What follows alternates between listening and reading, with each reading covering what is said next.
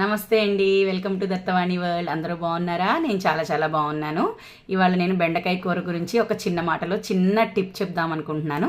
బెండకాయలు జిగురు లేకుండా బెండకాయ ఫ్రై రావాలి అంటే మనం బాగా కడిగేసిన బెండకాయల్ని ఒక గంట సేపు ఆరబెట్టుకోవాలండి. ఎండలో కాకుండా నీడలోనే ఒకసారి తుడిచేసుకుని ఆరబెట్టుకుంటే చక్కగా మనకి ముక్కలు ముద్దైపోకుండా జిగురు రాకుండా ఉంటుంది. కానీ ఈ బిజీ లైఫ్లో మనం అదంతా చేయలేం కదా.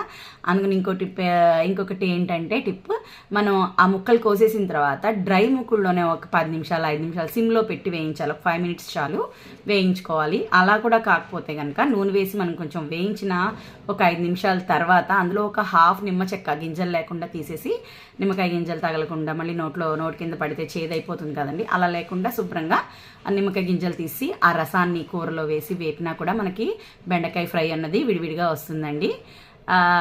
Please like, share, subscribe to my channel. నమస్తే, బాయ్ అండి.